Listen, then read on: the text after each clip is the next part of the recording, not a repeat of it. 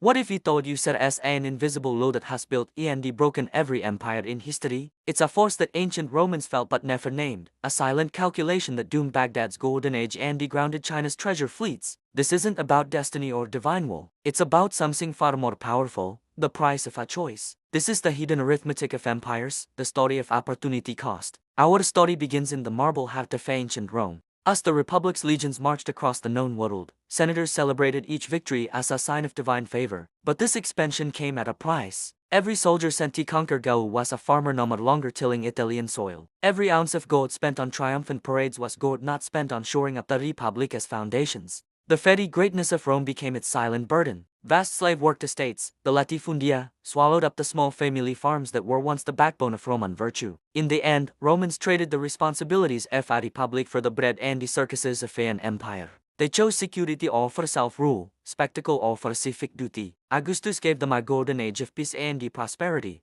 but the cost was the soul of the old republic. Rome teaches us that every empire is built not only on what it gains, but on what it quietly surrenders. Centuries later, in the glittering city of Baghdad, the Abbasid Caliphate faced the same invisible calculus. Sitting at the crossroads of the Silk Road, the Caliphate was a beacon of science, art, and commerce. Its scholars mapped the stars while its merchants tallied the world's wealth. But opportunity cost whispered through the grand libraries and the bustling markets. Every gold dinar spent on poetry and philosophy was a dinar not invested in the military. The caliphs chose to fund libraries offered legions. While knowledge flourished, the empire's borders began to fray. They hired Turkish mercenaries for security, trading sovereignty for short-term stability. It was a fatal bargain. When Mongol armies thundered across the plains in 1258, the libraries of Baghdad burned. The Abbasids weren't defeated by ignorance, but by imbalance. They had chosen enlightenment over vigilance, and the price, unseen for generations, was paid in fire and ruin. Now, let's travel east to Ming China,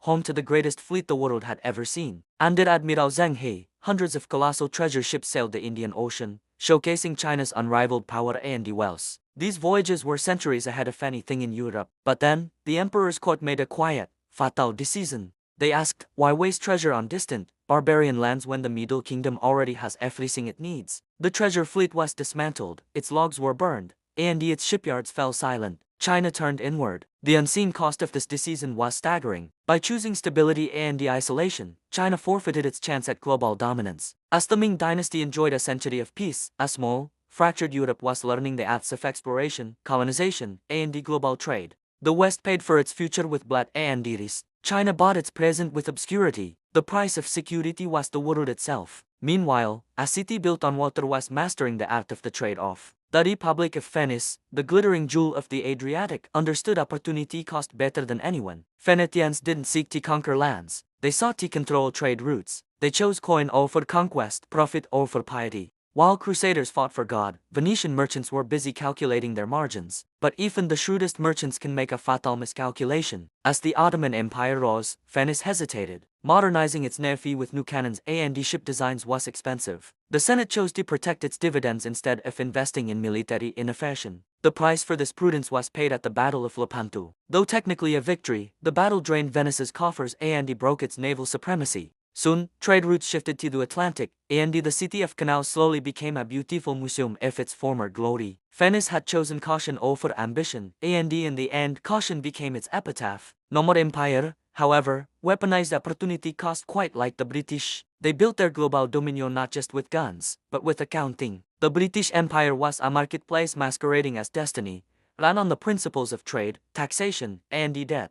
But every entry on their imperial ledger had a hidden cost. Winning the 7 Years' War gave Britain the world, but it also created a debt so massive that it led to new taxes on the American colonies. The Stamp Act, the Tea Act, these were attempts to balance the books, but they ignited a revolution. The opportunity cost of global victory was the loss of America. Later, in the 19th century, the factories of Manchester churned out immense wealth, but this prosperity was built on the backs of exploited workers at home and in the colonies. The cotton that enriched England came from fields that starved Bengal. Britain's empire didn't fall in a great battle, it simply became too expensive to maintain. The petty economics that built the empire were the same invisible hands that dismantled it. The Ottoman Empire, once the master of the crossroads of civilization, faced a different kind of choice. For centuries, they balanced faith and steel, law and learning. But as Europe ignited with the Renaissance and the Enlightenment, The Ottomans chose tradition over innovation. They feared that new ideas, like the printing press and the secular science, would disrupt the religious and the social order. So, they resisted change. The unseen cost of the spiritual purity was intellectual and the economic stagnation.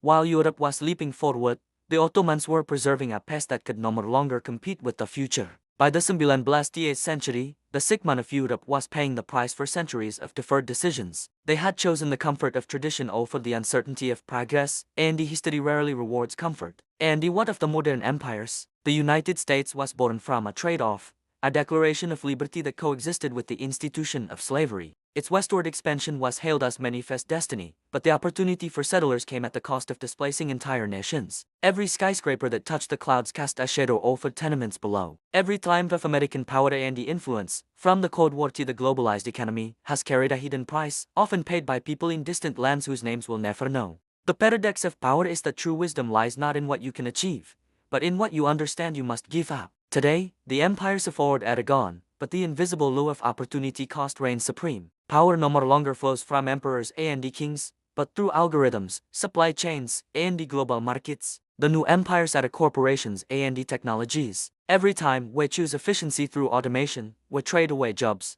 Every time we embrace globalization for cheaper goods, we trade away a piece of our local economy. The choices are more complex, the consequences more entangled, but the principle is the same. Opportunity cost is the silent, relentless heartbeat of history. It reminds us that for everything we gain, something is always lost. The question is, are we paying attention to the price? Thanks for watching. If you found this journey through history enlightening, don't forget to like, subscribe, and hit that notification bell for more stories about the hidden forces that shape our world. See you next time.